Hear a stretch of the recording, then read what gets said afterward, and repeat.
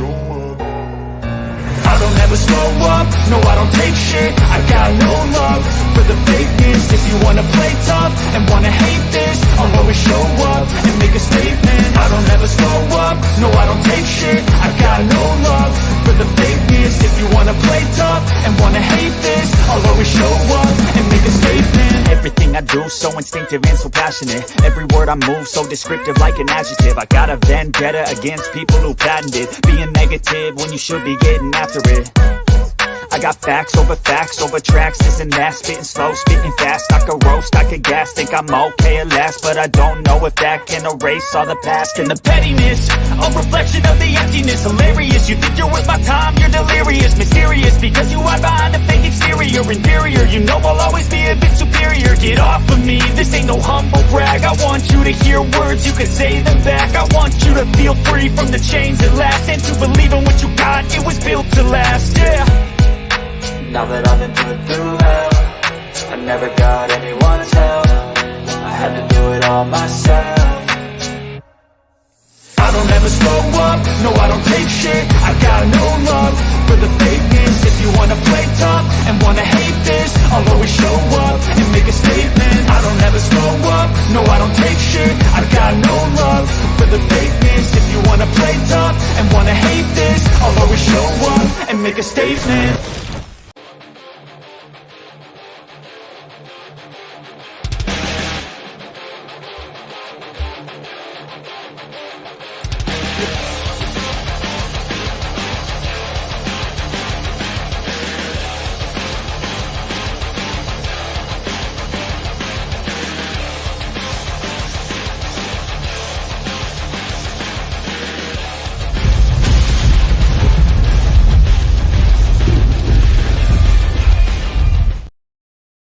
All right, y'all, we're here, we're live. You're watching Buster Unmasked, and this kicks off a whole week of Buster Unmasked. Every single night this week through Friday, you can catch me right here at 7 p.m. Other than Friday. At Friday, we got a special 6 p.m. start time. Look, guys, it's kind of a somber moment for me right now. Look, this past Saturday, a good friend of mine, a guy I've known over 30 years, man, I've been opponents against him. I've tagged with him. He passed away this past Saturday night, man, in his sleep. And what I want to do before we get this show going, we got an awesome show. We got an awesome guest tonight. But before we do, I want to take a moment of silence and give a 10-bell salute to Mr. Freddie Allen Adams, or better known to everybody in the wrestling business, Big Daddy Fleetwood. Let's do this right now, and then we'll get this thing kicked off, guys.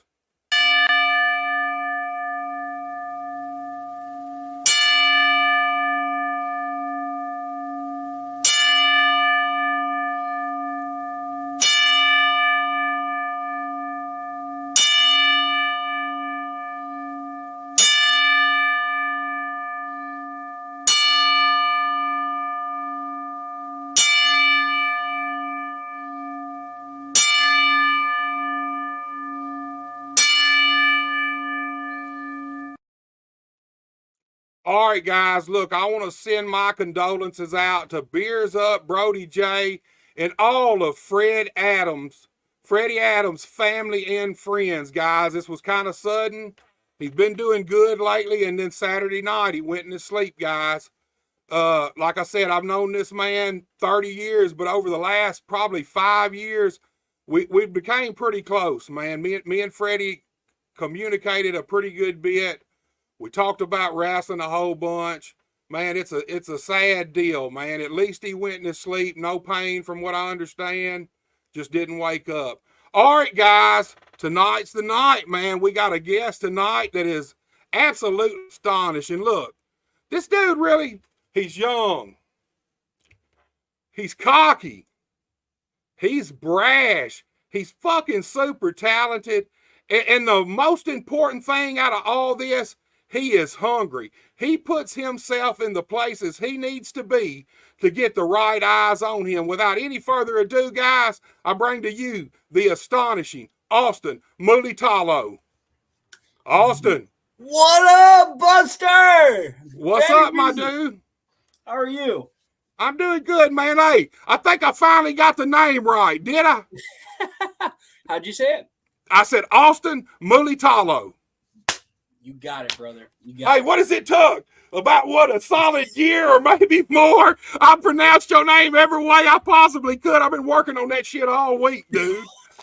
That's awesome. Hey, dude, actually, I had to watch one of your promos, man, and hear you say it. And then ever since I heard you say it, I've been practicing, man. But, dude, great to have you here, man. Great to have you here. Thank you for having me, man. I'm happy to be back. Well, look, man, we're going to have some fun today. We're going to have a lot of fun. We're going to talk about Austin. You've been here before, so Yes. we don't have to go through all the how you got in the wrestling business and all that. But look, one thing I do want to recap on before we even get started, because, man, I am seeing you everywhere. Dude, you are all over the place. Big time, little time, middle time. Anywhere that there's wrestling going on, I'm seeing Austin show up there, man. So look, let's rehash so the people know just exactly how long have you been in this business, dude?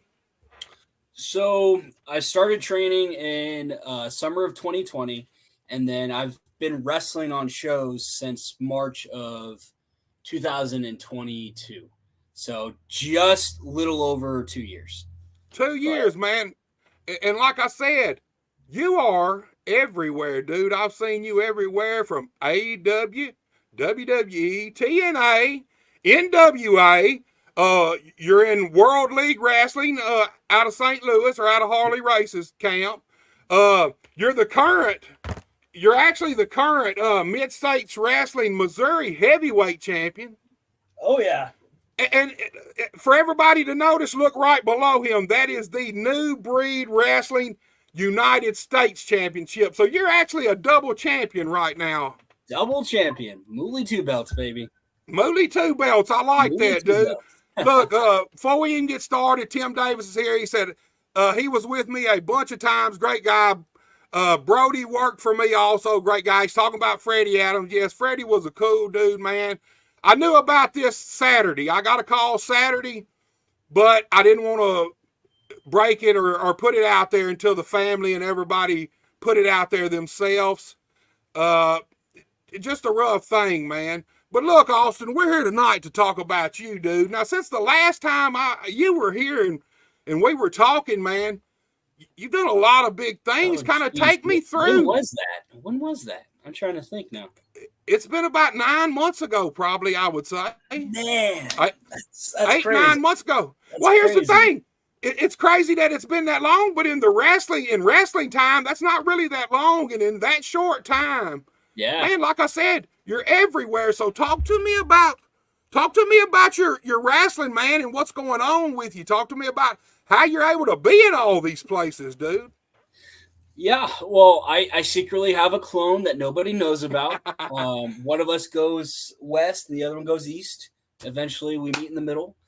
No, man, that's crazy because if my memory serves me right, I believe the last time we talked, it was just right about when I debuted at Memphis Wrestling. Exactly. So, and that was like June of last year. So, so much has happened since then. Yeah, for the most part, I listen to a lot of people. I got some great mentors like Bob Evans, and, I just pretty much did whatever it took to kind of go out of my way to go different places. Don't get me wrong. I love everything I'm doing, but, I always want to do more. Right. I'm very much in the zone with what I'm doing now, but I'm always looking at what's next. And it's such a fun journey. Like, I feel like that's something that a lot of people don't necessarily talk about because, everybody's just so concerned with what they're doing now. But the whole process itself, it's astonishing. I can't help it. It's just great. Man, I tell you what, you are living up to that moniker, dude. Absolutely, man. You're astonishing. And here's the thing. I said, when I introduced you, I said, the most important thing I see about you is you're hungry. That's the Yes. difference in you and a lot of other guys. look, you kind of got the total package, man. You got talent in the ring. You look good. You got charisma. You can talk. You kind of like the a triple threat in a sense. You can kind of do it all, but the most important part is your heart and desire and your hunger, like you said, to be better. And that's the thing, man. I don't think people realize that about the wrestling business. You can be the best talent in the world, but if you don't make a point to get yourself in the right situations in front of the right eyes, it may never mean nothing. And that's one thing you do, 100%. man. Like I said, you have been everywhere. So kind of talk to me about what it's like going from local small shows to maybe being on these big shows, these huge shows, dude, and just being there. Yeah, I seen you in a backstage vignette here a few months ago at a WWE thing, man. yeah, So no, that was cool. That was so awesome. so talk to me Um, about just what it's like to go. One night you're over here in an armory somewhere in front of 200-300 people. The next night you're in an arena somewhere, maybe 15,000 people. Talk to me about that, dude.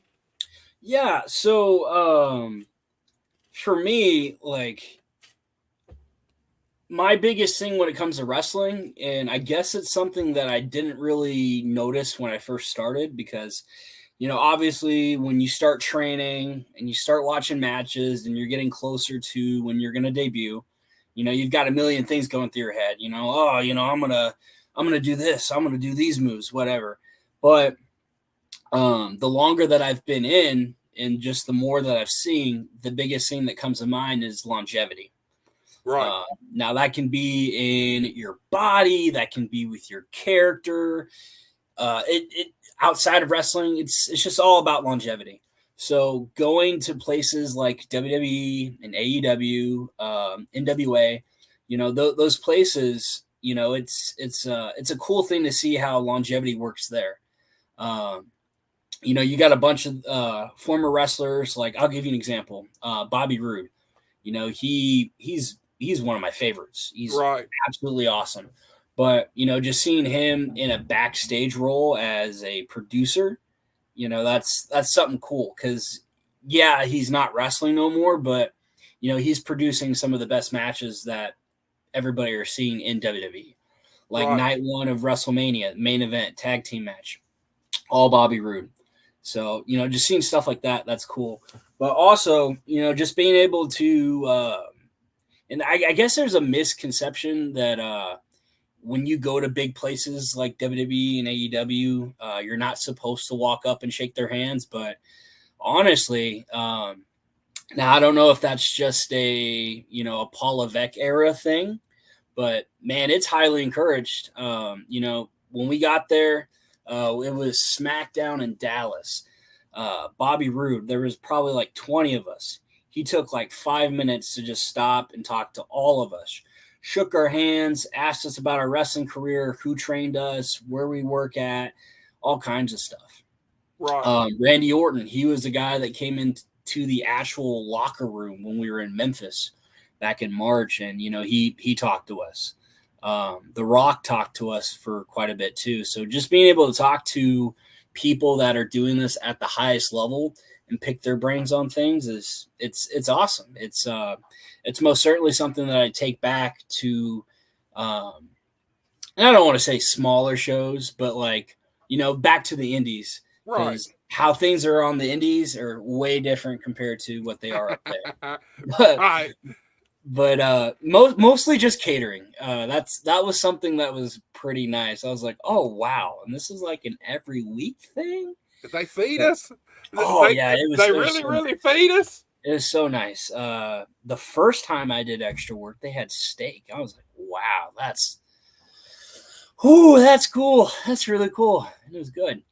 But yeah, just taking all that stuff and implementing it on the indies and just showing people, hey, these are different ways you can better yourself, and me included too. So, Right. And going back to the shake, going around and introducing yourself to everybody, man, you need to. I don't care yes, what.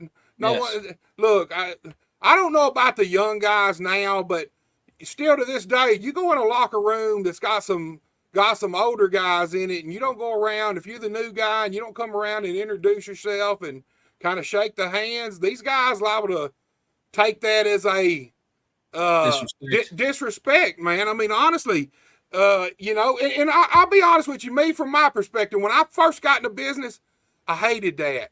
I thought, man, this is I thought it was stupid, but as I went a little further into business and started really learning the business, I realized that handshake, a lot of times, is the most important thing that you do. Go around, you shake those hands, introduce yourself. Yes, sir. No, sir, these guys. And if the ones who are willing to talk with you some and maybe impart a little knowledge on you that you didn't have, listen to them, absorb what they have to say.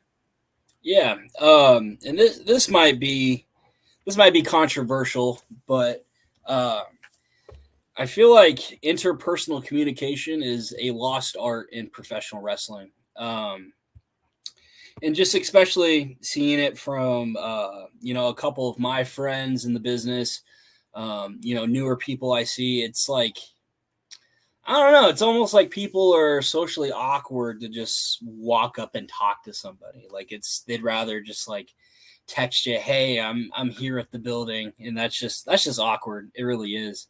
But, you know, I mean, I agree with you. I feel like being able to just go up to the promoter, booker, whoever it is, you know, whoever is in the locker room, right? If you could just go up there and, you know, hey, you know, this is me, you know, nice to meet you. You know, it's going to be a lot easier if, you know, in the future, if there's an issue with something that you're doing, you know, something you want to do different, if you're pitching ideas, anything. Because, you know, if you're the promoter and I don't talk to you at all, it's just, right. You know, you're not really going to take the time to listen to me. And plus, promoters talk. Everybody talks. Right. So, you know, if you, especially in like the Mid-South, from what I've seen, if you give one person the wrong, like, what's the word I'm thinking of? I mean, I don't know. If you give them like a bad impression, you know, it's going to catch on to other people fast. And here's the thing, man. Communication is one of the most important things in professional wrestling, from in-ring to just backstage to everything. Yes. You got to be a good communicator. And here's the thing, you're a young guy, but I feel like a lot of young people now, they're so used to social media and so used to just texting each other and stuff, and never do hardly ever interact with each other in real life, face to face, man. And here's the thing, like you said, it's awkward when you're not in pro wrestling. You need to be able to communicate with each other. You need to do it in person a lot of times. Yes. Once you get to know somebody, it's cool to text, because once you know somebody, you can kind of tell by the text. Look, I can have somebody text me, and I can kind of tell what kind of mood they're in and everything. Even if they ain't cussing me, you know what I mean? I can tell whether they're in a good mood, bad mood. But I don't know, Buster. You seemed pretty excited this morning when you sent me the link. He sent it in all caps. Dude, I type everything in calls. I'm Big Buster, man. I do everything big, dude. Everything. Plus, I'm blind, man. To be honest with you, I type in all caps so I can see this shit, dude. Hey, I'm still a one-finger typer. My old lady gets on to me all the time, man. Dude, I'll peck the shit out of my keyboard, man. I ain't gonna lie. Great. But look, man, you're good at everything. Like I said, you're the current Mid-States Wrestling Missouri Heavyweight Champion, Missouri Champion. So talk to me about Mid-States Wrestling and talk to me about being the Missouri Champion, dude. Okay. So I guess I'm gonna address the Missouri title first, because I went on Facebook probably about I don't know, like 2 hours ago maybe, and I saw American Hostile Championship Wrestling is going to be crowning a new Missouri heavyweight champion this weekend. And I'm like, huh. And hold on, didn't you hold that belt a couple of years ago when you first started, were you not AHCW's Missouri champion for a while? No, I was their Mid America champion. Mid America, there you go. Yeah, because Okay. it was I'll never forget that belt. It's just like red, white, and blue, like across the whole thing. Right. So, but yeah, no, and I'm not trying to cause any heat, but that's a very interesting dynamic, because I mean, obviously, this championship, it doesn't have the lineage of the NWA Missouri Heavyweight Championship. Right. However, Missouri hasn't had a Missouri Heavyweight Champion in a very long time, until about I think it was last summer. They had a giant, Mid-States Wrestling had a giant inaugural tournament. They had people from all over come in, and Colton Vaught won the tournament, and then I beat Colton for the title back in November of last year. And honestly, not to toot my own horn, but in the whole time that he's held that belt, I've done so much with this title. I've taken it all over, defending it. I've been to Wisconsin, Minnesota, Illinois, Kansas, Arkansas, Missouri. Like, I take it all over the place and just defend it. So the fact that there's going to be two Missouri heavyweight champions, even though they're different promotions, I think that's a very interesting dynamic that could make some buzz, like, could you imagine that, two promotions that historically have never had anything to do with each other coming together to have like a ladder match or something? That'd be cool. A champion versus champion. Yeah, because I mean, there can only be one Missouri heavyweight champion, obviously. I believe you. I'm with you on that one. I like that idea, dude. I love the idea of you taking on the AHCW Missouri champion somewhere down the line. I think if the two companies could get together and make it happen, I believe that would be one hell of a show, dude. Yeah, and to whoever wins it this Saturday, best of luck, because I most certainly will have you on my radar. And you talk about you don't like to toot your own horn. Now, we know that's somewhat of a story right there. You seem to be tooting that horn an awful lot, dude. It seems to be beeping all over the place, man. Well, I mean, I feel like there's times to do it and there's times not to do it. The biggest thing with a lot of younger wrestlers is sometimes I guess you get it could be taken the wrong way. Guys like me that, haven't even been wrestling for 5 years. I've won like 6 titles, and next month I have the opportunity to win like 7 and 8. So, in my position, I get a lot of people that give me the look, or they give me that little scowl. But professional wrestling, it's very subjective. You have to work hard to get things. Contrary to popular belief, there's some people that get things handed to them, and then there's people that work for them. Right. So for me, it's not necessarily about having an ego, but I've earned everything that I've done. And I think since I started, it's like you said, like, I earned everything I've had, because it wasn't one of those things where I had the connections, because even though I did train at the Harley Race School, I was the first class post Harley. And, for me, I wanted to see how far I could get without using, his name. Right. And I've never really name dropped him or anything like that, or the school. And, the fact that I've gotten so far just on my own merit, just going out there, busting my ass, working hard, making the people feel something. And, that's something that I feel like I bring to professional wrestling. There's a lot of wrestlers that I watch, and, they it's like they play wrestler.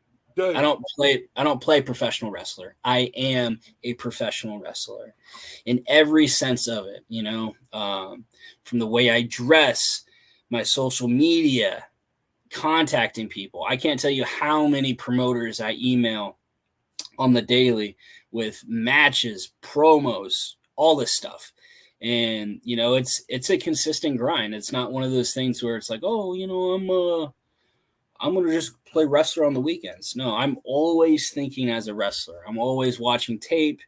It's funny. I see you call me like a little Gino Hernandez.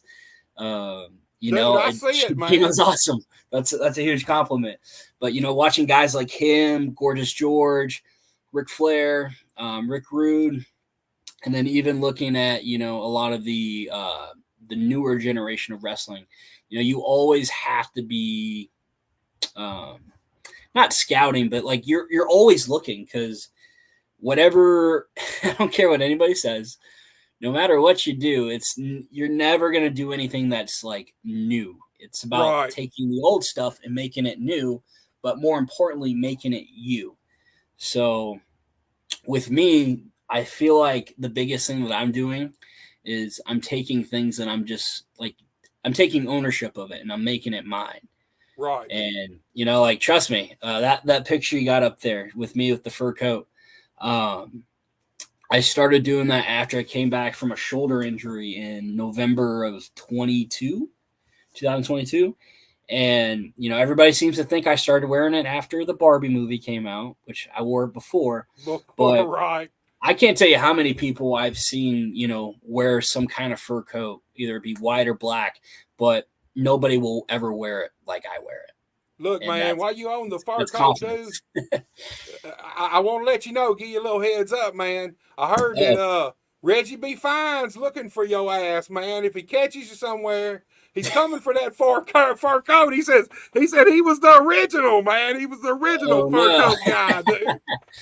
Well, I guess I'm gonna have a match for whoever the undisputed Missouri champion is, and then the undisputed wearer of fur coats. Well, you're talking about the things you've accomplished, no longer you've been in the business, but here's the thing. There's a reason you have been champions at all these different places.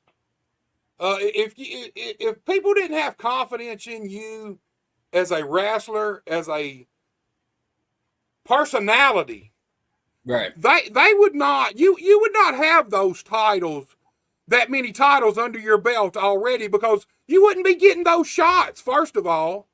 And that's the thing, man.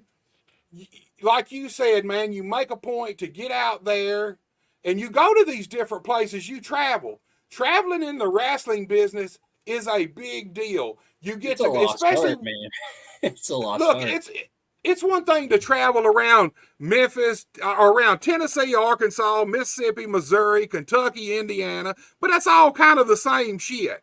But when you start traveling up north and you start going way in Texas or going to all these different states, that's when you really, really, really learn different things, because up north wrestling's a lot different than it is down here.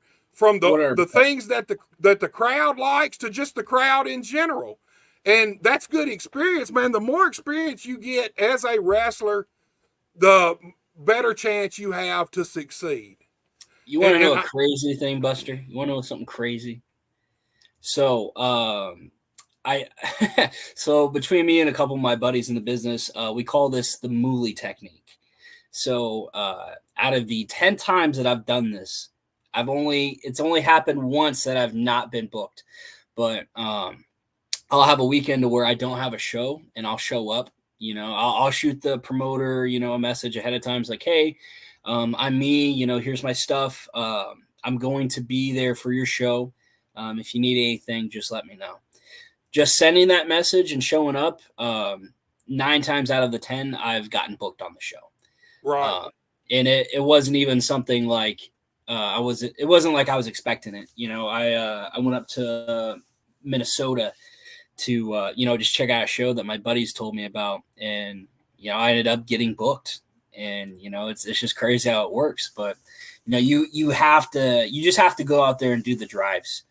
And, And it's crazy to me too, because like a lot of the people that I train with and a bunch of the people that I kind of, I see a lot, it's they don't want to get in a car and, go somewhere. They want the which I mean, I guess I can understand, um, not everybody has the best, shoot job, Right. but if you can't make those drives, how do you expect to get those opportunities?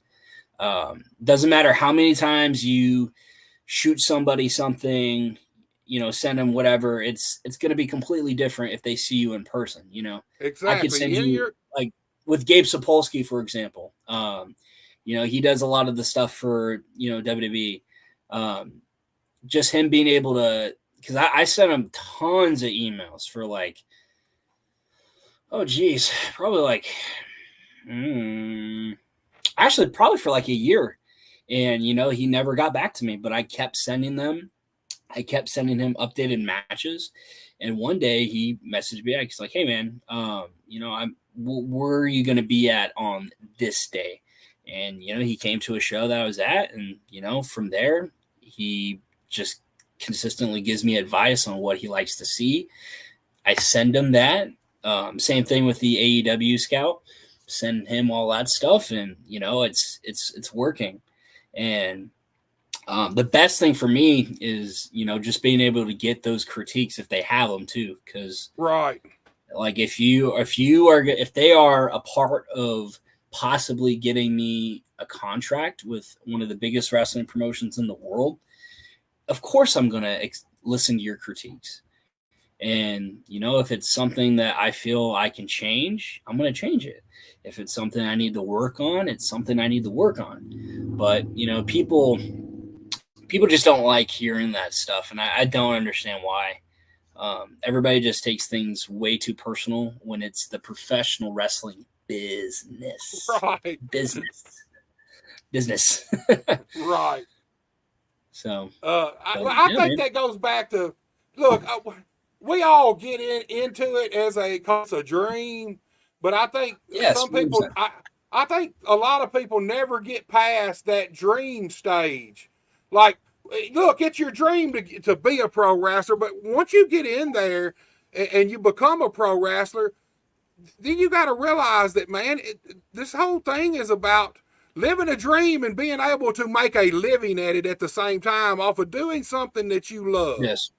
Yes. And the thing about pro wrestling, out of sight, out of mind, persistence pays. Bug somebody. Like you said, you sent this dude email, matches after matches for a year, and then one day he finally got back with you. It could have been something just as simple as he was just sick of seeing your name in his inbox. And he finally he might have finally then paid attention and clicked on and watched some of your stuff, and then you get a call, man. Hold on. I'm gonna find this email, because the best thing I ever got from Gabe Sapolsky. Oh man. Oh, I gotta find it. Oh man, it was so funny. Oh man, it's got to be here somewhere. I can't find it, but anyways, it was something along the lines of I sent Gabe, because this is when he like started kind of responding to my emails, and any opportunities there are, he always hits me up, which is awesome. Right. But he was like, "Hey man, look, I get all your emails. I know who you are." that popped me a little bit. Right. Like, okay. Stop sending me shit, man. You're on my radar now, dude. I got you in my mind. But that's really cool to have too, because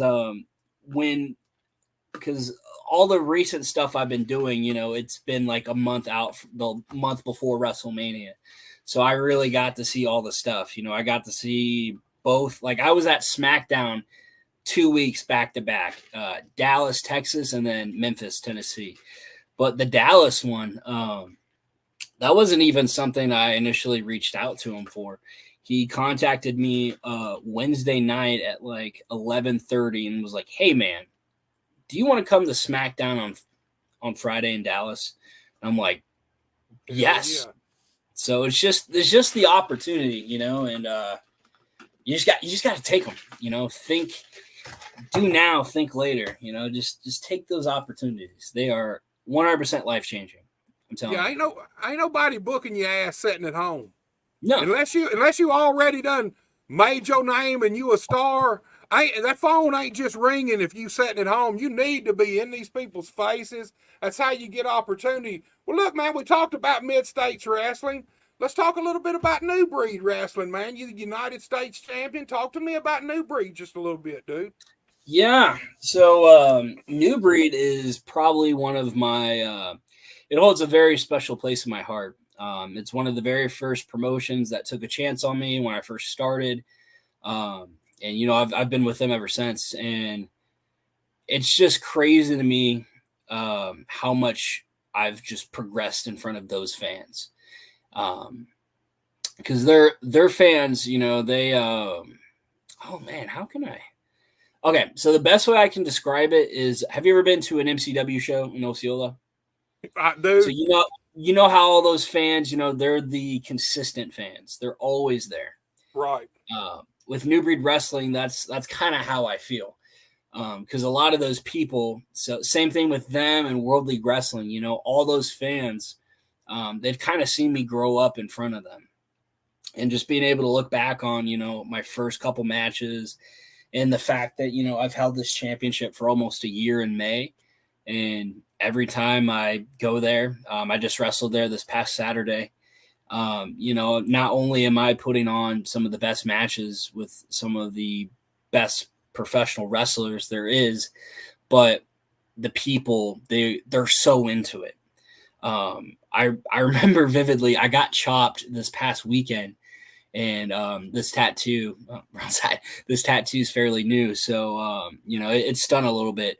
And I remember selling, and I was looking outside, and there was a lady that was just going, like, she was feeling my emotion, and you know, just the feeling, you know, coming back as a baby face in that comeback, you know, just seeing the people, you know, they're there with you, and just looking at their eyes, it's like, oh shit, like, you're about to come in this ring and do my own comeback. Right. Just being able to feel that, you know, and I love New Breed Wrestling for that. So I got some big stuff on my mind when it comes to New Breed Wrestling. I would very much like to become the heavyweight champion, and you know, maybe, I don't know, maybe see what happens, because man, I've wrestled a lot of the people there, and they've got a show coming up later this month again on the what's the 27th. So it's one of their bigger shows. So I want to see who wants to step up. You know, I'm pretty vocal, like you said. I'm pretty vocal. I'm doing a lot of great stuff, but the thing about me is, with championships, a lot of people like to think that they're props, which, I mean, in a sense, yeah, but they're like measuring sticks, if that makes sense. Right. No, You that's can take a championship, put it on the line, because the thing about it is I don't believe in pointless matches. It doesn't matter if it's a squash, doesn't matter if, you know, it's just a random match on the card. You can make any match mean something. It's all about storytelling. And if people don't understand that, you know, watch WrestleMania. Like, night 1 and night 2 WrestleMania, some of the best storytelling that I've ever seen. And it's in such small detail. Like, for example, you've watched WrestleMania, right? I'm not spoiling anything. Okay. Night 2, when the Shield music played, right? And Rollins came in, and Roman had a steel chair. Cody was there. Seth was there. He had an option. And just the fact that he looked at Seth and was looking at the vest and decided to hit him instead of the guy that was about to take his championship from him. You know, that's such in-depth storytelling that people just seem to miss. But the things I like about these championships is, you know, I can take, and I don't want to say it's all me, but a worker can take another worker and elevate them to higher levels, all because that match means something. Exactly. Meaning, if you and me wrestle, if I'm, let's say you're the Missouri champion, right, and I'm the new guy, if the promoter's trying to get me, the kind of get over, you can put this championship on the line and make it mean something. It's like, Right. hey, if this new kid beats me, he has the opportunity to be the youngest Missouri heavyweight champion ever. And, that's the cool thing for the fans too, because I love it when the fans get into all that. I see people all the time, hinder the fans for that, but that's what makes this real. It really is. And just it's such a great feeling. I love wrestling. Yeah, man, I'm from the school of the guy makes the belt. That's how I believe, because here's the thing. We've seen time after time, you can have a guy that has worked his ass off and made this championship prestigious, and then he drops it to somebody that then 6 months down the road, the title barely means anything. To me, some guys believe that the belt makes the guy. I believe that the guy makes the belt in pro wrestling. It's your job. Once you become champion, it's your job to make that belt the most important thing that people see and want to know about and that happens on that show. That's your job as the wrestler. That belt, you don't get that belt and then all of a sudden you're a star. When you get that belt, that's when you really start working. To make that belt, the more you make that belt mean, the higher that belt then elevates you, that title. The prestige comes, but it all falls back on the guy making the belt for me. Yes, I 100% agree with you. Well, look, you brought up WrestleMania, and we might as well talk about it a little bit now. Yeah. Okay, look, dude, night one for me wasn't nowhere near as good as night two. Night one for me was parts of it fell a little flat. Not that there was anything, not that it was bad or anything like that. Just for me personally, there were some things that fell a little flat. But man, night two, from the start to the finish, they made up for anything that might have been flat on night one. Man, they kicked night two off with a fucking bang. I think Damian Priest's cash-in may be one of the best cash-ins ever. Just for the story. Because here's the thing, he cashed in and became the champion, but that was all based off of Seth Rollins, CM Punk, and Drew McIntyre's story. Drew McIntyre being more involved with messing with CM Punk, CM Punk getting fed up, boom, and then all of a sudden Priest sees this opportunity, he cashes in. For me, that right there kicked the whole night off exactly how WrestleMania should be kicked off, dude. I thought it was awesome. What's your thoughts? So, I mean, there's some parts of it that I agree with, but I don't know. When WWE first introduced, a Saturday and Sunday WrestleMania, I thought the first couple years, I mean, there was some good matches, and there's some that were just kind of they're okay. But honestly, I think night one was perfect. Like, it was how it needed to be to set up for night two. Because I feel like if night one just kind of blew it out of the water, night two just I'm sure night two would have still been as great as it was, but I think it set a good precedence for that. Because I felt like with night one, just kind of as the matches went on, some of them were getting a lot better. I'm trying to think now. I've watched so much wrestling over this past weekend. Here's the thing. That's the first time I have actually watched WrestleMania as it happened. Man, probably in 10 years. Now, I always watch it, but it's always later. Because here's the thing. I'm not a big fan of two-night WrestleMania. I'm just not. For me personally, I like Sunday night wrestling pay-per-views. They educated us for years and years and trained us that Sunday night's wrestling night. That's the pay-per-view night. I feel like look, here's the thing. there is a such thing as wrestling fatigue for the fans. Man, Yes. me personally, I'm never ever gonna go set. I don't care who's on the show or what. I'm never ever gonna go set in an arena for 7 or 8 hours for a wrestling show. I don't give a damn who's there. I'm just not gonna do it, man. I don't know whether I'm just too old for that shit or whatever, but man, even watching WrestleMania sometimes, by the time both nights were over, I was exhausted just sitting sitting at the house watching it, dude. Yeah, getting up this morning, it was rough because because usually I'm not I don't want to say I usually do watch the post event, like what are those conference? I watched it. I watched it today. I usually only watch them if there's people that catch my interest. But yesterday, I stayed up and watched that, and I was just tired from it. But yeah, no, I really enjoyed the main event of night one. With Cody and Seth at the end, that's great. Right. And honestly, something really funny. I told my girlfriend this last year because when Cody lost, there's like a picture of him, just kind of sitting, just contemplating. And right. I was just like, man, that looks exactly like Cena in like 2012. And then was it Monday Night Raw when Brock came back and then Brock like turned on him?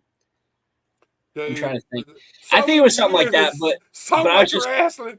Yeah, but when that happened, I'm like, holy shit, they're giving this guy the John Cena treatment. That's awesome. So, night one, perfect ending. And honestly, I think the MVP, aside from Cody and Roman, of the whole WrestleMania was Rollins. Rollins just went through so much like traumatic story telling throughout the whole 2 nights, and it was just awesome. And that first match, I will say it was a lot of finishers, but like it was at the end, it was just great. And Drew being able to finally get his WrestleMania moment in front of fans, and instead of celebrating it, he went up to Punk. He's like, "Oh, look at this! I'm the champion!" And then once there, Punk just went bam, started beating him with the thing, and then as Priest came out and Punk's just sitting crisscross applesauce on the desk, just laughing. That's so great. That's so great. Here's the thing. They did such a good job at making everybody focus in on Cody and Roman and what's going on with them, that everybody would be under the impression that if Damian was going to cash in, it would have been on Cody or Roman. So, look, it never even crossed my mind. Truthfully, it never even crossed my mind. I was afraid. I was very afraid. I was like, oh, man, Cody's going to finish his story, and then Judgment Day is just gonna fuck everybody up. That's what popped me so hard on Priest, because Punk did his thing, and then he laid him out with the elbow brace, and then that music hit, man. And it took me a second. It took me a few seconds to realize what was going on, and I thought, oh shit, he's coming to cash in. Oh yeah, it's happening. Dude. That's storytelling right there. Here you talk about Rollins. Rollins has been the MVP for the whole build up for this, because here's the thing. You're talking about a guy who could look at it away like, fuck, I'm a big star too. Why am I having to kind of play second fiddle to all these different guys? But that's pro wrestling. Sometimes you're the star of the show. Other times you're a player in somebody else's story. And Rollins needs to be given all the praise and credit in the world, because let me ask you this. Do you think in 1996 Shawn Michaels would have played that role? Oh, no. No. And that's what wrestling's about, though. You have to be willing to – you can't always be the star and the focal point. Sometimes you have to realize you get your turns at big things and big stories, but sometimes you got to be a bit player in another guy's story. And Seth, man, he got. You know, I have two big philosophies on that. You know, in wrestling, like you said, you know, you're not always going to be the star, but the thing, it's not about what makes you a star. It's about how you become a star. You know, if you and I are, you know, working a program or something, and you know the promoter, they're wanting to push you, you know, the more that I make you shine, it's going to pay off for me later. You know, that, Right. you know, you might not be the star now, but if you can be in the ring with people that are stars and you can make them look even bigger stars or make them bigger stars, you're already there. It's just a matter of time. And if you feel like you're in a position where, and this is all professional wrestlers. I don't necessarily care about experience here, but if you feel like you're in a position where you are not the star or you're not where you want to be, leave, go out, go do something, make yourself better and come back. Like for me, I feel like that's the biggest thing about the whole Cody story that drew me in, because in 2016, you know, it's probably the worst time of his life. You know, his father just passed away, and you know they've got him doing, you know, rip off Gold Dust, and he didn't like it, so he left something that, because I guarantee you that was going to be guaranteed for him. Like they weren't going to fire him, but he left something that he knew that he would have had a like 100% guaranteed job in, and risked it all. You know, he went out on the independents, worked hard, went to places like Ring of Honor, Evolve, Japan, TNA, or was it? I think it was Impact at the time. Yeah. And, you know, he went out there and made a name for himself. And then, you know, he helped started AEW, and, you know, he was by far one of their biggest stars. And, you know, I feel like for him, you know, he met that crossroads to where he's like, you know, I can either be good at this or I can be the best at this. And he left, and he has spent the last 2 years proving just that. Like, I can't think of a bigger babyface at the moment than Cody Rhodes. And he 100% earned it. You know, I know a lot of people are like, oh, you should have won it last year, but I think this was perfect. I do too. You know, now that it's played out, yes, it was. He had to lose last year. Here's the thing. Yeah. People think, well, they just brought Cody in. They pay him all this money. They brought him in with this big, giant hype. He needs to win the belt right off the bat, but that ain't always the case. Sometimes you might need to do that with the right person, but Cody, like you said, his whole gimmick has been his story. He wants to win that belt that his daddy got screwed out of and never got, and he had to lose. He had to lose, and here's the thing: he couldn't have won the first night of WrestleMania, because if he had, why would we be here? Why it would have dulled night 2. If Cody and Seth would have won night 1, it would have dulled night 2 when they went to the main event. I just believe it would have. Here's the thing: let me ask you this.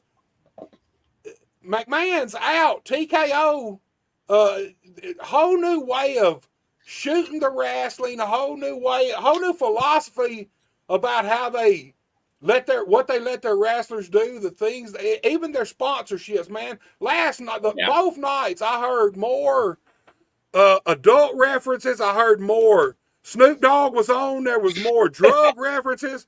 We got alcohol sponsors. I seen Braun Strowman on part of the kickoff at a bar, and they were promoting. He was pouring the vodka for everybody. Yeah, at the bar. Like a lot of those whiskey commercials. Dude, I look, I'm all for them bringing back a more adult product, man. We've been stuck with PG since the Attitude Era went out, pretty much. It took them a few years to get it there, but for the last 15 years, we've been on the PG era. I'm glad to see a more adult pro wrestling product coming back. And here's the thing: when they hit Netflix, they're already starting to push the envelope where they're at. But man, when they hit Netflix, how far are they gonna take it then? Yeah, I mean that's a good point. And I guess it's a lot different for you than it is for me, because when I first started watching wrestling as a kid, it was probably like 2009. So I don't mean to laugh at you, but I'm just trying to explain where I'm coming from. No, I'm with you, man. Because for a good majority of, and then obviously, I've gone back and watched all the Attitude Era stuff, but I pretty much grew up in the cable TV era of professional wrestling. So, and I feel like there are some good parts of that. And then, places like AEW that, there's some good parts in both company, but the biggest difference between the non-PG stuff at AEW and WWE currently is it's the usage of it and the impact of it. Right. I feel like the whole, like, for example, when The Rock and Cody had that or parking lot brawl or whatever by his bus, everybody was like, whoa, what the, when The Rock said, don't fuck with the final boss, and was making him bleed and stuff, because you don't see that on WWE television. Right. So, and it was one of those things, just going back to what I said earlier, they weren't playing professional wrestler. You could feel that. And there was even footage after the fact where it's like, all right, and cut. And The Rock's like, what the fuck do you mean cut? This is real to me, damn it. And, he's just going off. But, using that stuff properly is what makes it more impactful. AEW, I like AEW, but you hear the F-bomb, you hear, you see blood. It's such a constant thing to where when you see it, it's not that cool. It's not that important. It's like, oh, it's another Moxley match. Oh, yeah, he's bleeding. Yeah, I'm with you 100%. It's making it mean something. So I don't foresee WWE having that issue, but if they do keep doing this and they're gonna go down this rabbit hole, I'm here for it. I'm very excited for it, because I know for a fact, just based on what we've seen, it's gonna mean something. It's not just gonna be something to, oh yeah, the internet fans, they're gonna pop for all this blood. It's just it's not about that. It's about the story behind it. WWE don't even remotely book like that. Especially now with the guys they got it up there coming up with this shit. They think in detail. Like you said at the very start, these little tiny things that mean so much. It may not mean nothing tonight as we see it, but next week when they go to putting the add-ons to it, or take you back and show you something you didn't see, then you realize what that little tidbit, how important it was. They make it important. And here's the thing, I'm going to be honest. Here's my prediction. Everybody's been talking about wrestling on TV. It's not what it used to be. WWE hits Netflix. It's going to change the wrestling business as a whole. Here's my thought. How in the hell is AEW going to compete, even remotely try to compete with WWE on Netflix? Because they can't carry it much further than they already do on TV. Right. And here's the thing, like you said, there's a difference in blood done the right way and gratuitous blood, where you in a 2-hour show, you've had at least 2 or 3 people bleed in different matches. And we see that sometimes. It's going to be, WWE is fixing to change the landscape of wrestling. And here's my theory. And what I believe, this works for WWE. By the time that 10 years is up on Netflix, there will not be no pro wrestling on a big level on cable television. AEW will have to find them a streaming network to be on, because look, it's hard for them to even remotely try to compete with WWE now, much less when these guys have the ability to pretty much damn near carry it any way they want to. And here's the thing, they're not going to be you're not going to see a WWE show where 2, 3, 4 people are bleeding in different segments. No. Even in the Attitude Era, you didn't see that. They're a hell of a lot more clever with their booking than that. But they are going to push the envelope. You're going to probably see more alcohol things. I would assume you're probably going to see some weed things for sure. They were, I mean, it wasn't just Snoop Dogg talking about weed last night. It was Michael Cole, McAfee. Everybody was kind of joking around about getting into Snoop Dogg's trailer later, and everybody knows what's going on in Snoop Dogg's trailer. And just oh my bad, no, you continue.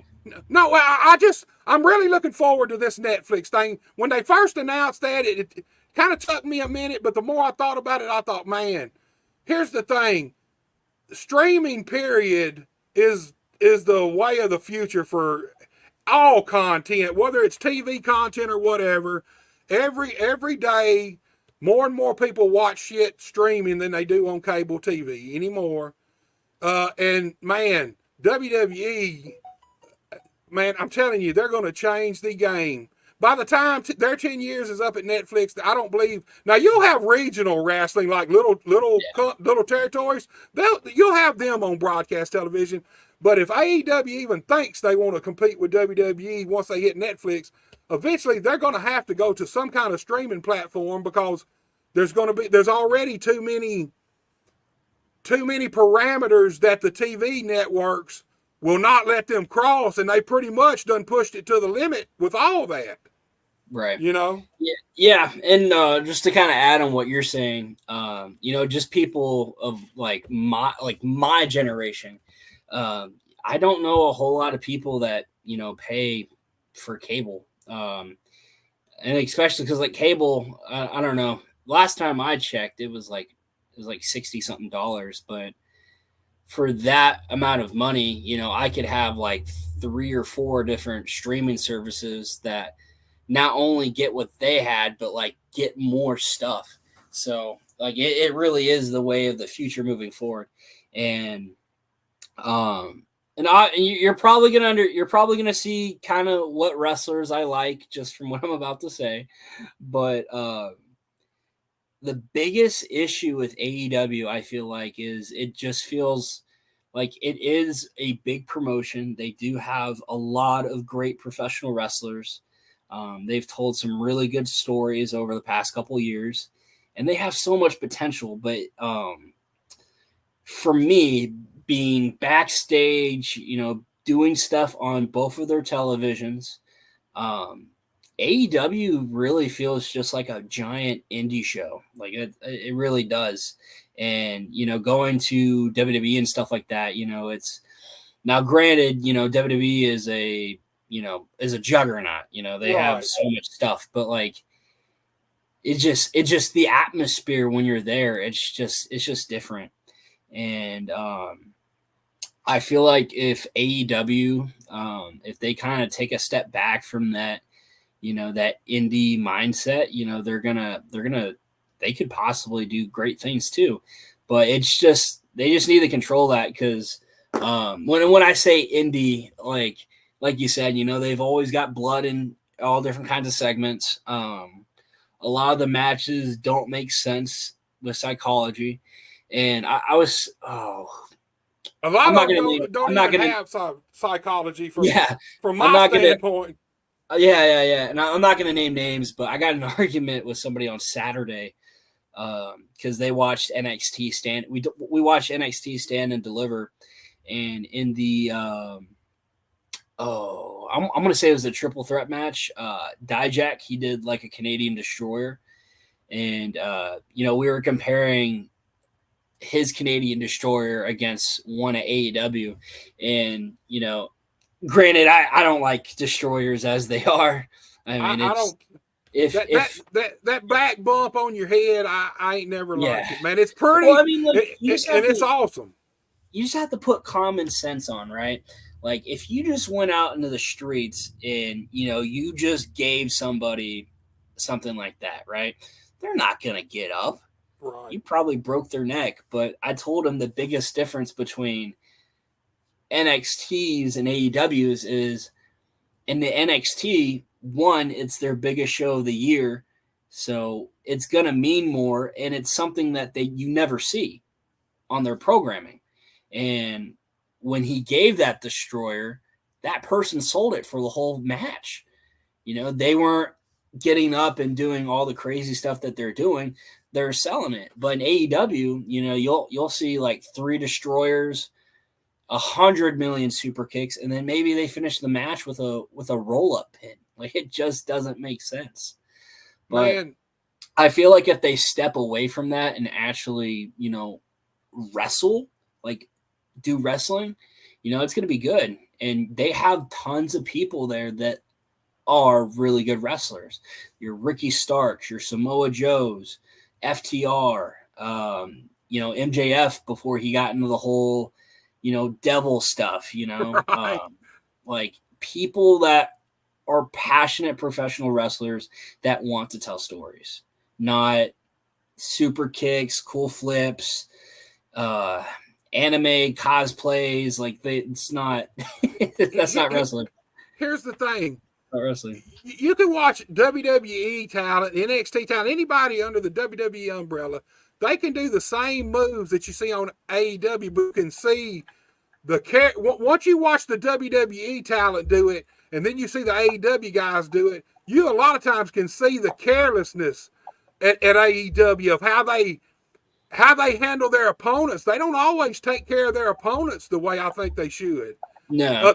And here's the thing: it's pro wrestling. There's injuries there. When you run, WWE's always got injuries.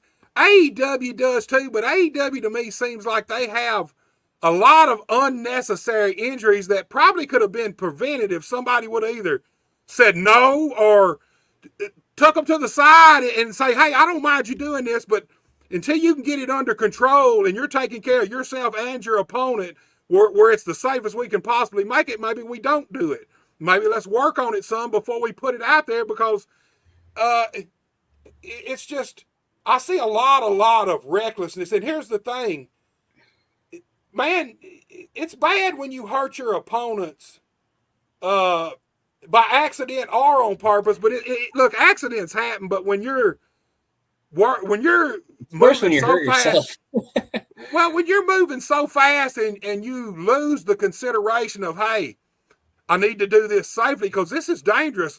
So if I drop this dude on his head, I mean, it could end his career, break his neck. He could be paralyzed, anything. That's the one thing I see with AEW and booking, man. Yeah. And and it's just, and there, like you said, there's so much stuff that could just be prevented if somebody's just like, hey man, does this make sense? Like, I remember watching, it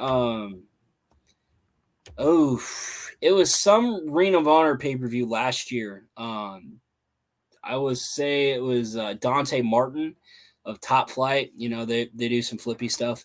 Right. There was a spot where he was on top of a ladder, and there was 2 tables stacked on top of each other on the outside, and he did a Canadian destroyer off the ladder through 2 tables for no reason. Like, he was right there to like grab the title. Right. But just because this guy was right here, instead of just pushing him off, so I'm gonna destroy him. And he like his whole leg just went like it's nasty. If you get a chance, go on YouTube and look. I seen it, dude. I seen it, man. It and reminded me of the whole thing with Darby Allin too, at Sting's last match, like that whole spot where he did the senton into like the glass. Like, why? Like, why? I mean, really, you could have put 2 tables down there and he could have went through them and it would have probably been better than the glass, because it just didn't make no sense. I'm like you, man. I need wrestling to mean something. I need the stories. I need to know why you're willing to go to this level. Like you're talking about the Roman Reigns, Cody Rhodes, Seth Rollins spot with the Shield. I need to know why Roman Reigns chose to not knock the shit out of Cody and pin him, but instead hit Seth. I need that kind of stuff. I want that kind of stuff in my pro wrestling. That's what makes it make sense to you. I hope they wrestle at SummerSlam. That's kind of what I'm thinking in my head. I think they're gonna wrestle at SummerSlam. If I have things my way in my head, I want Rock versus Cody at SummerSlam for the title, and then Roman and Seth. It'd be cool. I figure Roman's gonna maybe take a little time off. Oh yeah, 100%. I've been seeing some little things where his leukemia is giving him some issues again, so I'm feeling like maybe he's gonna take a few months off at least. Hopefully, man. Come back fresh. Yeah, and I was thinking about this too, because like, how do you follow some? Because I'm, like I said earlier, you know, with wrestling, it's always about what's next. Like, how do you follow something like that? You know, it's.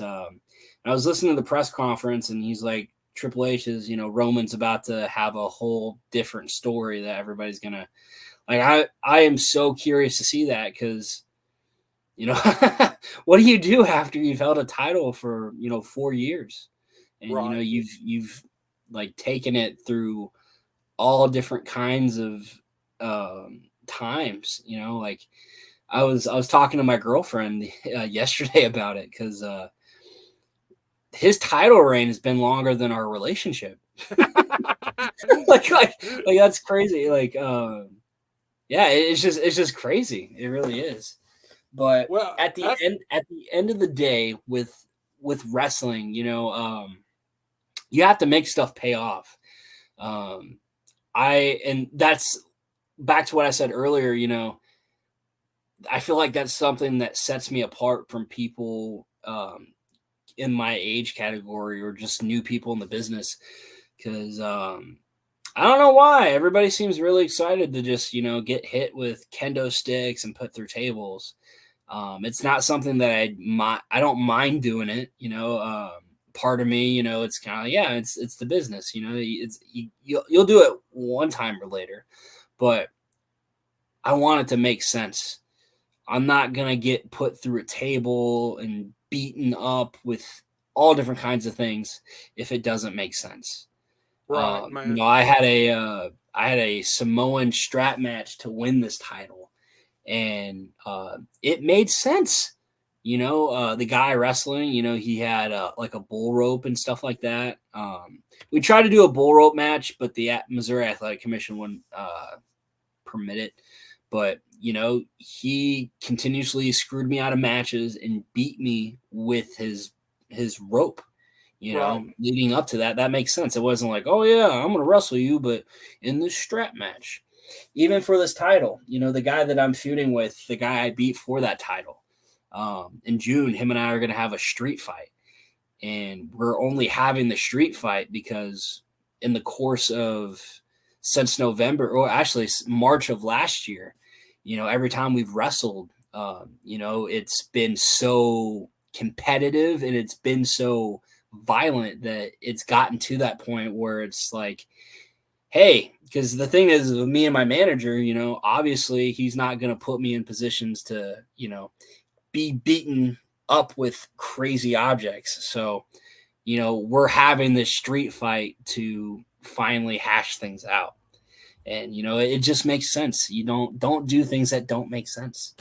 And even in people in my position, don't be afraid to tell people that. If you're the promoter, it's not like I'm telling you, hey, I'm not going to do it. Make it make sense to me. Right. That's all you got to ask. Instant gratification out there. I feel like, and see, that's one thing I feel like AEW does. They don't really take the time to build anything very long. It's like they want to kind of throw it out there, and then they want to. They can't take their time and wait and build it to get the most effect out of it. It's like let's we got an idea. Let's throw it out here. And a lot of times they'll start at the show, start with one thing and pay it off at the end of the night. When a lot of these things, you probably, if you'd have done a little thinking, you probably could have drawn them out and made them bigger. The one time they did draw something out, it fell flat on its face, the whole devil angle. Yeah, and for And that's me, because it was poorly thought out, organized, and poorly booked. yeah, and the thing was is like for AEW, because like I said, I watch all kinds of wrestling, um, and trust me, there's a lot of good and there's a lot of bad, Yeah, but for me, ever since AEW started, I mean, really, they've only had like three storylines that really drew me in. First one, now I'm not a big Hangman Page fan, but his whole thing with the Elite and then him leading up to his match with Kenny at Full Gear and his stuff with Dark Order, right. that was something that I related to a lot because growing up, in high school is just a weird time in your life, but being around people that are you think are your best friends, and then all of a sudden they just throw you to the side and you're just kind of here, and you meet new friends and stuff, that made sense to me. Right. CM Punk and MJF, that made sense to me.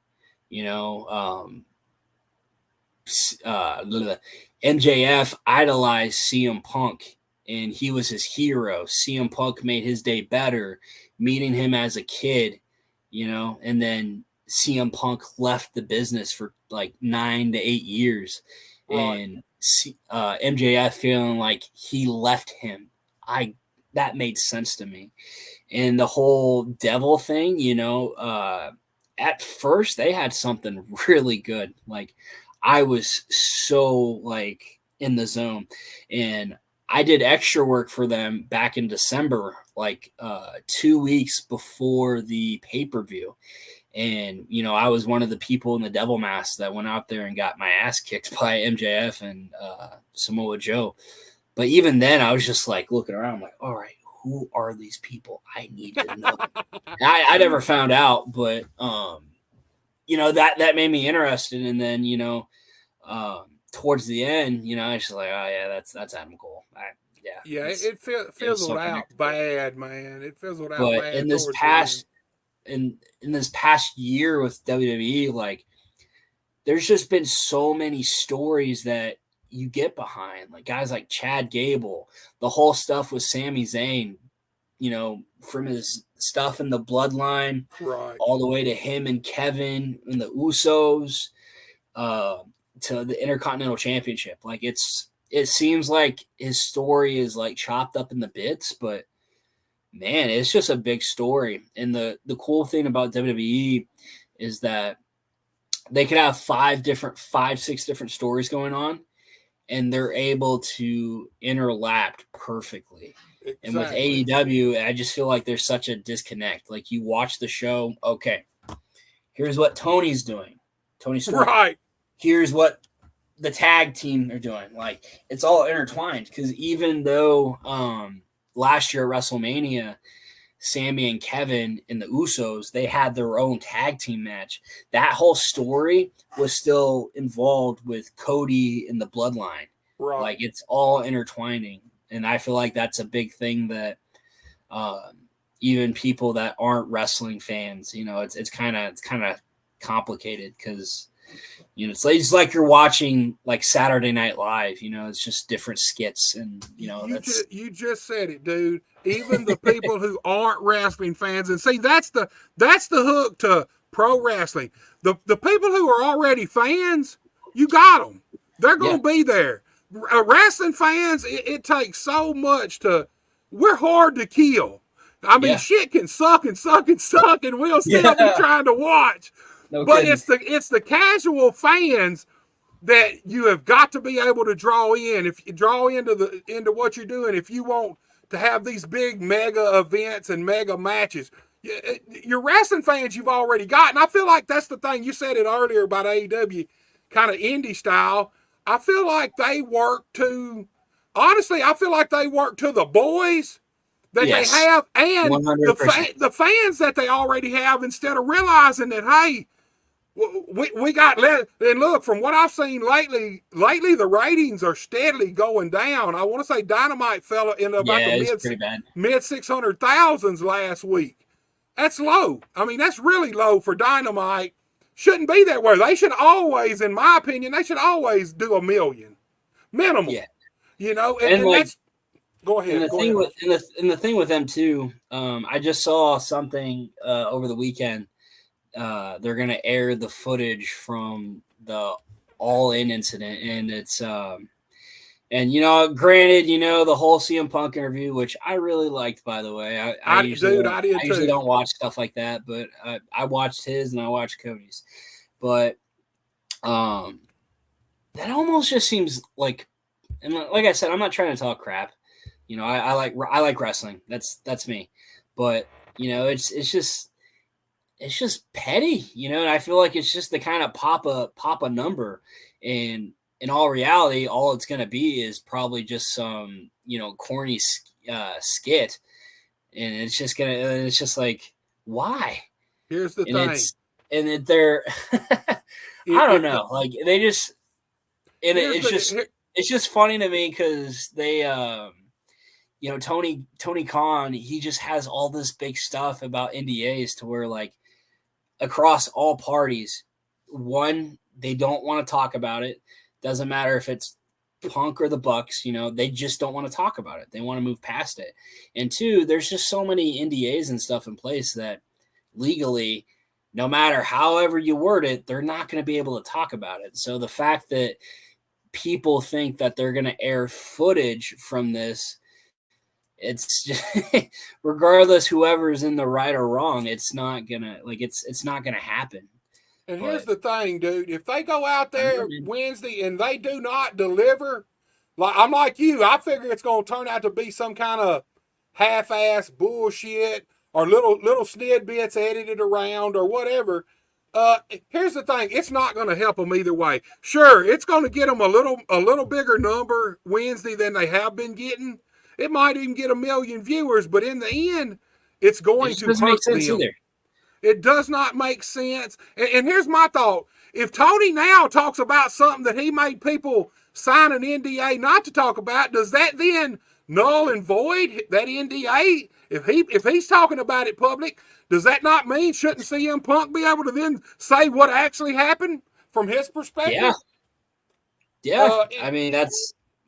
I don't foresee it being a thing, but the thing with AEW is like they've had.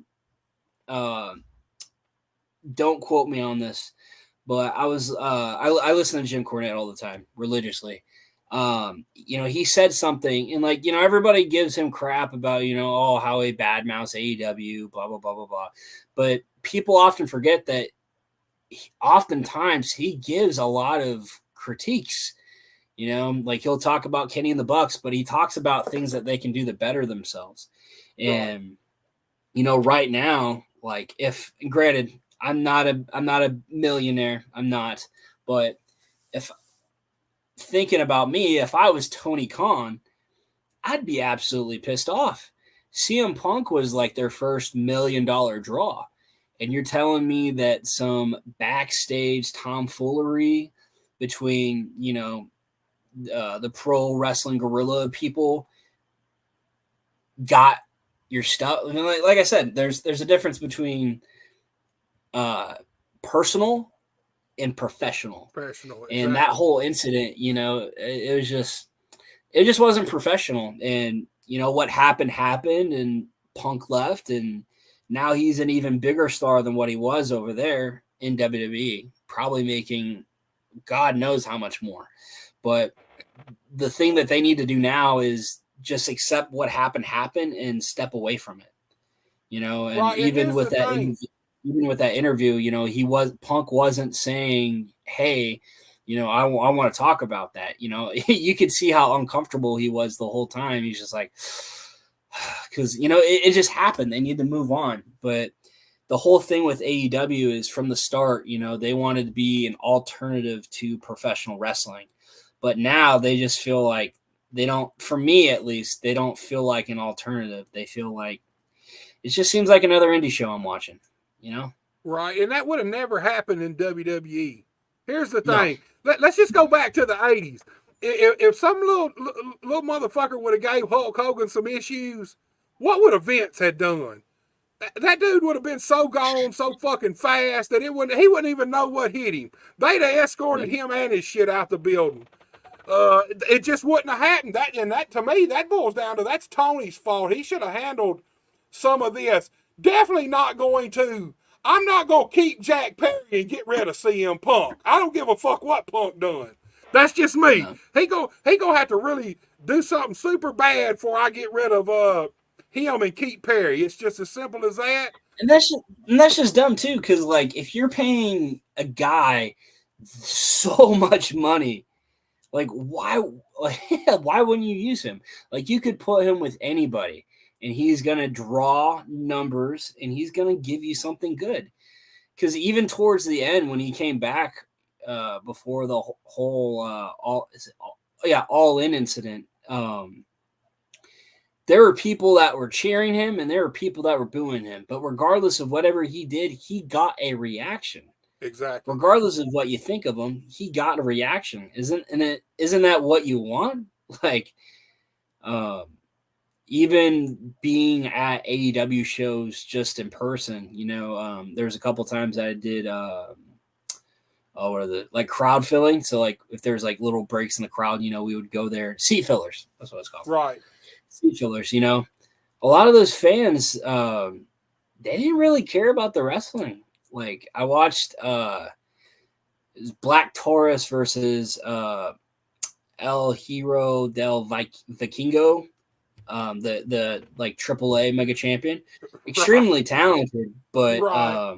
I probably butchered their names. But the whole time it was,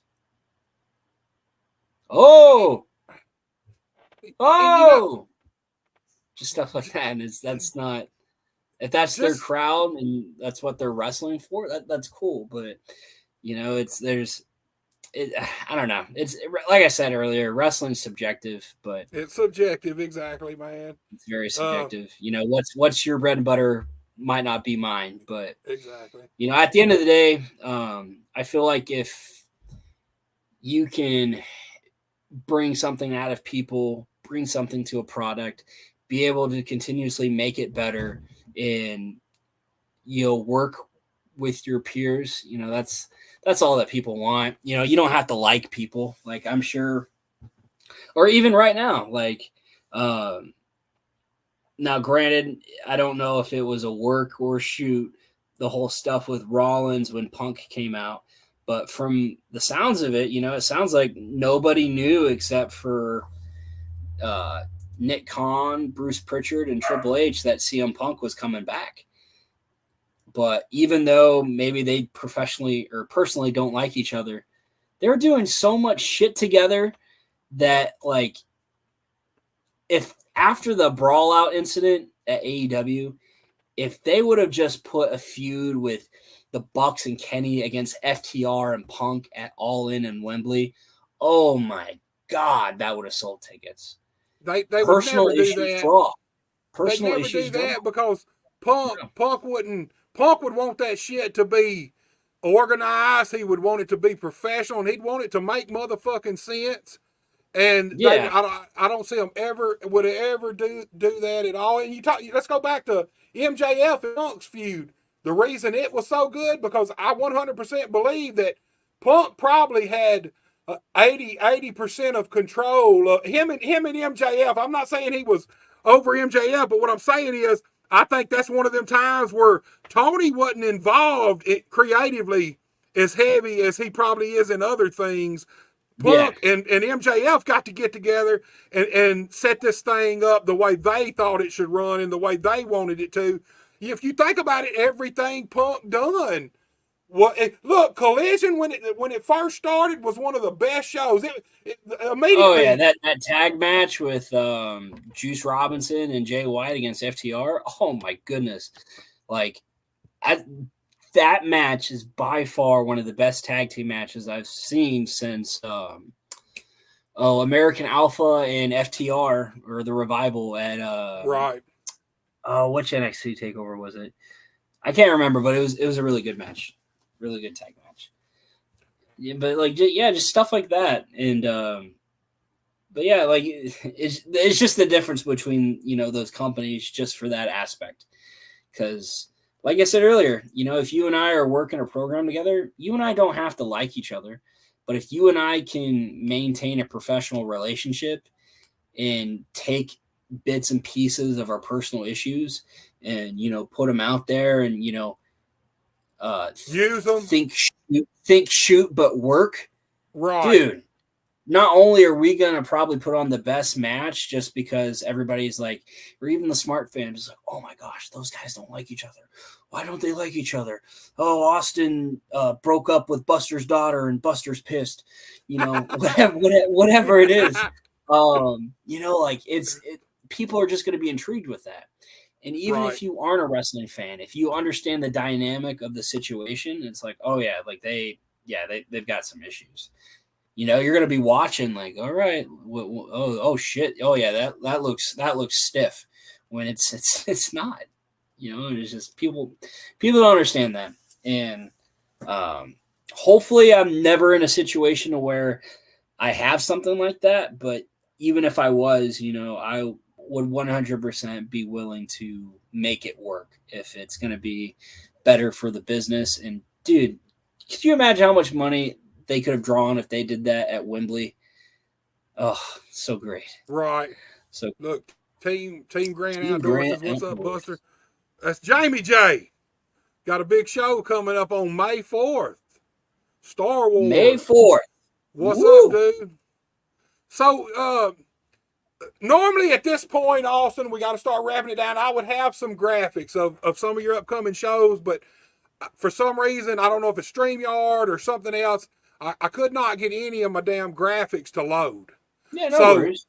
look, man, tell these people where all you're going to be, what all you got going on, and most importantly, tell them how they can get a hold of you if there's any promoters and stuff out there. Jamie J's watching right now. You'd fit in perfect on Jamie J's show, dude. Yeah, 100%. Here he is right here, man. He said needs to get with me about being booked, man. Okay. Yeah, I'll reach out to you afterwards. Yeah, so for me, I don't know off the top of my head. I literally have like a whole thing just because I get you're going asked. to be at Wild Card here soon. Yes. So this week, on Thursday, I'm going to be at Wildcard Wrestling in Blytheville, Arkansas. I believe it's an outdoor show. It's for their, it's like a fair some show. kind of festival. Yeah. I did it last year, so I'm very excited to come back. Saturday, I'm going to be in Harrison, Arkansas for Mid-States Wrestling, potentially defending my title. Next Sunday, next Sunday, I'll be in Memphis, Tennessee for Memphis Wrestling. And then on the 27th, I'll be in Sedalia, Missouri for New Breed Wrestling. And then in between, I've got some, I can't announce them yet, but I've got some special appearances that I'm going to be making. I'll give you one little scoop since we're on your show, and you know, maybe it might pop a number. I don't know. But Sunday, I'm potentially going to be wrestling in Georgia. Big stuff. I've never wrestled in Georgia, so potentially. But yeah, it's really nice because you know, I always post my schedule, and people, you know, there's times that I've got a lot, and then there's times that people are like, oh yeah, he's not doing much this month, and then they see me pop up on SmackDown or Raw, right. So even on the days that I'm not, like on the weekends I don't have something, I'm always at a show. Always. So but yeah, if you're trying to get a hold of me, my email, it is iamthemulitalo@gmail.com. You can hit me up on all my socials. Usually it's the Astonishing one. I'm pretty receptive on my social medias. I always feedback. I always comment. Because, you know, I don't play professional wrestler. I am a professional wrestler. Right. So, but yeah. And then next month in May, I've got a lot of opportunity. I am wrestling for two different championships. So Mooley 2 belts might turn into Mooley 4 belts. So if it happens, that's something pretty cool. I've never held that many championships. Hell, you're gonna have to hire you an assistant just to tote the belts, man. Yeah. So yeah, I'm doing a lot of great stuff. I'm working on some out of country bookings in Canada. Wow. I did have a thing going on for London, England, but it kind of fell through. But the promoter actually reached back out to me this past weekend, so we're gonna try to get the ball rolling on that. So that'd be cool. Yeah, man, I'm super excited for what I'm doing, and I'm excited for where it's gonna take me, and I just want to take everybody for the ride. Fans, and this is the thing, and I'll end on this. Something that the fans don't necessarily realize, and if they do, it's cool, but we can't do any of this without the fans. 100%. Doesn't matter how big you are in professional wrestling. Does not matter who you are. You are always a fan. And the fact that there are people out there, fans, promoters, that look at me, say good things about me, but more importantly, take a chance on me, that is the greatest thing for me. Because there's tons of people and there's tons of things that have happened in my life that people didn't take a chance on me. Right. My own dad didn't take a chance on me, but the fact that there's people out there that believe in me, people that are passionate about being behind me, people that cry if I get hurt in a match, people that are so excited that I win that they want me to sign their own child with a Sharpie. People that will come to my merch table and buy my 8x10, have me sign it and just rip it in front of me and buy another one just for me to do it again because they hate me. Right. That's something special to me. So to all my fans and potential fans, if you love me, if you hate me, thank you for being 100% you. Dude, look, man, it's been my pleasure. You're one of the guys that look, man, I can't wait, man. You're one of the guys that I am waiting for the moment when I can say, I had him way back when. Yeah. Dude, there's a couple more out there, but man, you're right on the top of that list. I'm waiting for that. I'm waiting to see you at the top of that mountain, and I can go back and pull some of this up and say, hey, that's that dude right there, man. That was several years ago, but look at him now, dude. Austin, my pleasure, 100%. Thank you. Dude, I wish you nothing but success in your career, and I know you're going to do it, man. You're already on the move. You're going to make it. All you got to do is not give up on you, dude. Thank you, Buster. Thank you. You and your girl have a great night, man, and y'all take it easy. And you as well. Thank you. Thank you. All right, guys, you seen it right there. The Astonishing Austin Mulitalo. Yes, I've been practicing that name. Go check this dude out, man. Like I said, you might see him on SmackDown. You might see him on Raw. You ain't no telling where you're going to see this young man. He's collecting belts. He's out here doing the thing. He's traveling. He's doing the things he needs to do to make it in the pro wrestling business. Look, guys, all week this week, Buster Unmasked every single night. Tomorrow night, I got Pro Wrestling Mid-South David Jason Rose. This is a big guy. He's a heavy hitter. Don't take no shit, and I cannot wait to talk to him, man. He is a hard-nosed pro wrestler. Guys, I appreciate everybody who watched. I know it's Monday night. Monday's not one of the greatest nights for us, but it fit Austin's schedule, so we did it. You can catch it on the replay as always. Thanks to everybody who tuned in. And tomorrow night, 7 p.m., Buster Unmasked. Don't miss it. I don't ever slow up, no I don't take shit. I got no love for the fakeness. If you wanna play tough and wanna hate this, I'll always show up. I don't ever slow up, no I don't take